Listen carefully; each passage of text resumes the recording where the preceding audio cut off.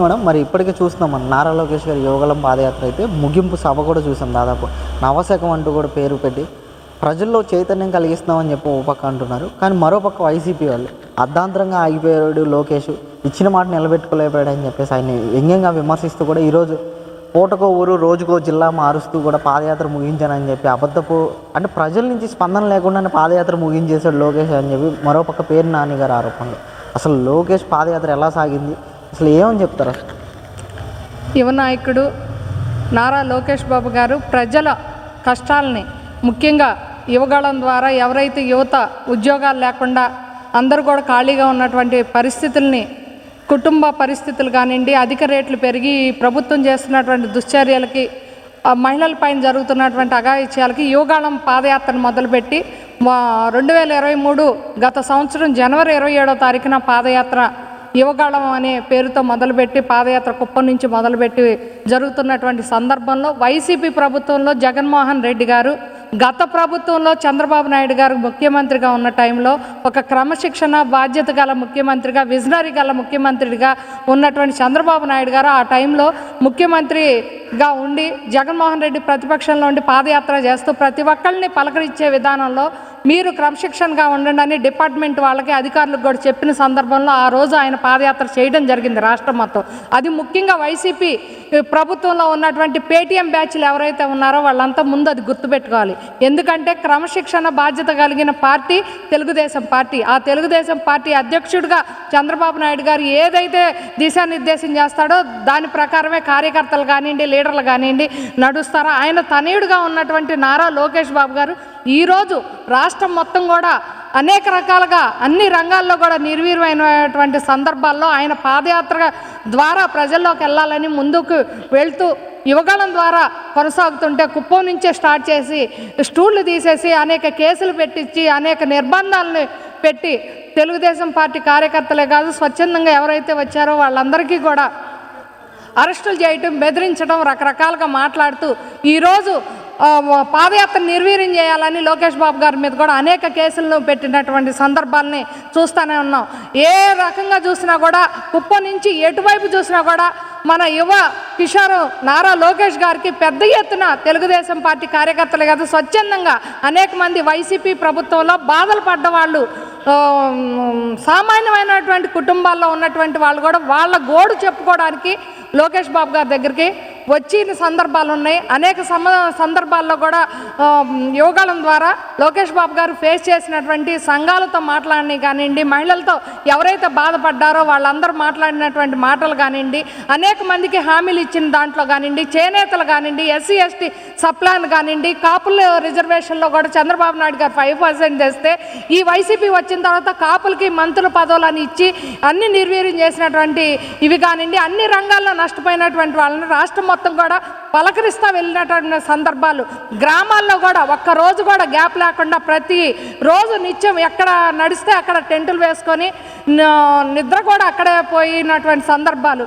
కన్న తండ్రి మాజీ అధ్యక్షులు, జాతీయ పార్టీ అధ్యక్షులు గౌరవనీయులు నారా చంద్రబాబు నాయుడు గారిని అక్రమంగా కేసులు పెట్టి రాజమండ్రి రిమాండ్కి తరలిస్తే ఆనాడు ఒక తండ్రి జైల్లో ఉన్నాడు ఏంటి అని కొడుకుగా బాధ్యతగా కుటుంబ సభ్యులు నలిగిపోయేటువంటి పరిస్థితుల్లో పాదయాత్రని, యువగళం పాదయాత్రను ఆపి బాబు గారిని చూసుకోవడానికి అన్ని రకాలుగా కూడా ఆయనకు బయటకు వచ్చే వరకు ఆయన కుటుంబానికి సపోర్ట్ చేసి కుటుంబ పెద్దగా ఒక కొడుకుగా కన్న తండ్రికి బాధ్యత వహించాల్సినటువంటి సందర్భంలో ఆయన పాదయాత్ర బ్రేక్ పడితే దాన్ని కూడా అవహేళన చేస్తా రకరకాలుగా మాట్లాడుతున్న ఈ వైసీపీ పేటీఎం బ్యాచ్లకి ఆ రోజే చూసాం చంద్రబాబు నాయుడు గారిని 52 రోజులు నిర్దాక్షిణ్యంగా అరెస్ట్ చేసినా కూడా మనకి రాజమండ్రి నుంచి విజయవాడ రావడానికి తెల్లవారుజాము అయ్యేదాకా కూడా విశేషమైనటువంటి ప్రజలు ఆయనకి హర్షాధ్వానాలతో స్వాగతం పలికారు. అదొక్కటి చాలు. ఈరోజు యువగళం పాదయాత్రలో లోకేష్ బాబు గారు ఏది చేతగదన్న దానికి ఈరోజు ఒక యువకరిటమై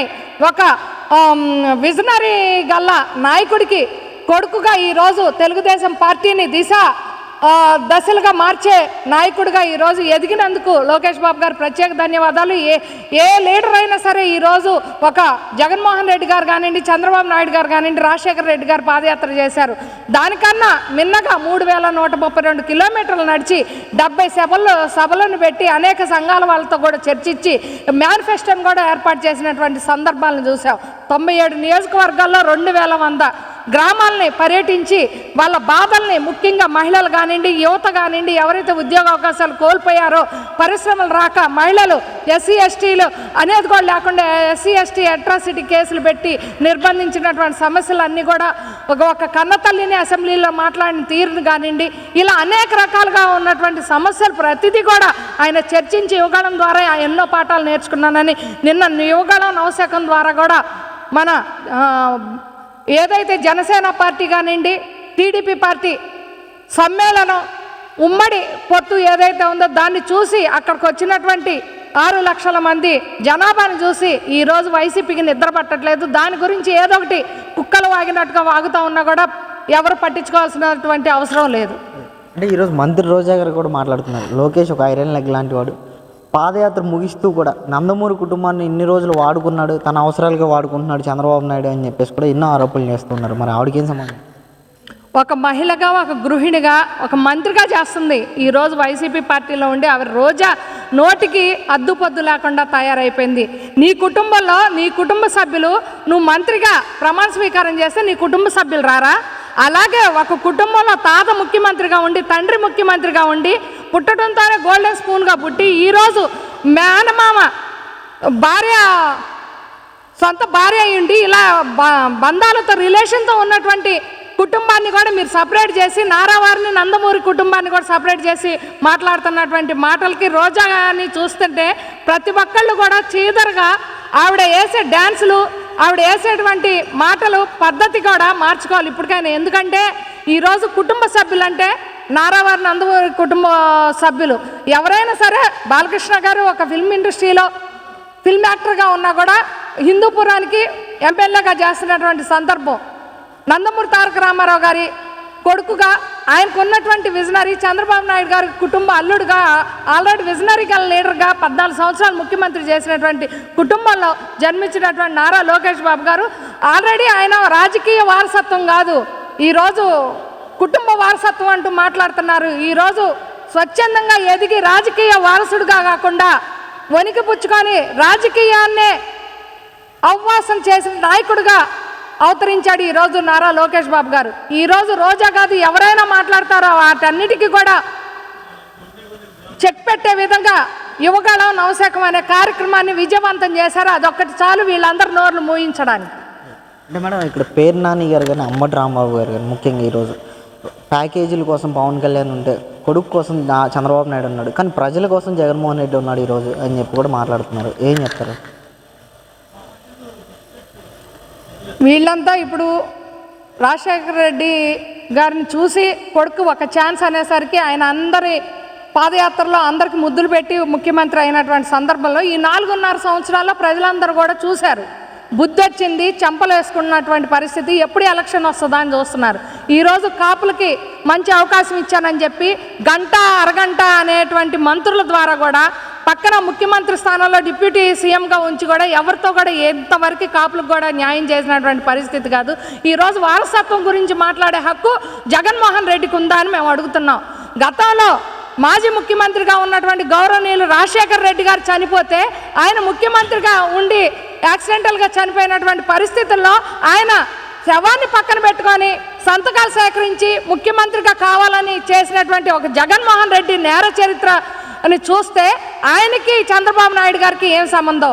ఈరోజు ఏ సమస్య ఉన్నా కూడా ఒక కుటుంబంలాగా తెలుగుదేశం కుటుంబాన్ని ఆదరించేటువంటి చంద్రబాబు నాయుడు గారు ఎక్కడ ఆ కుటుంబ వారసుడిగా నారా లోకేష్ బాబు గారు వస్తారని మీరు మాట్లాడుతున్నారు. ఈరోజు చూసాం యువకాలం ద్వారా ఆయన ఒక విజనరీ, ఒక స్ట్రాటజీని నిరూపించి సభల ద్వారా అనేక సమస్యలను కూడా ఆయన అపోసం చేసి ఈరోజు యువగళ నవశకం ద్వారా కూడా ఒక విజనరీని సృష్టించినటువంటి నాయకుడు లోకేష్ బాబు గారు.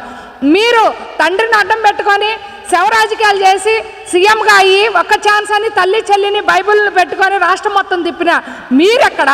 ఈరోజు నారా చంద్రబాబు నాయుడు గారు జైల్లో ఉంటే నారా లోకేష్ బాబు గారు భుజస్కంధాల పైన ప్రతి బాధ్యతను వేసుకొని కుటుంబాన్ని వెనకమాల ఉండి నడిపించి ఇటు యోగాలన్నీ రాష్ట్ర ప్రజలకు కూడా మేము ఉన్నామని ఆదరించినటువంటి లోకేష్ బాబు గారు ఎక్కడ?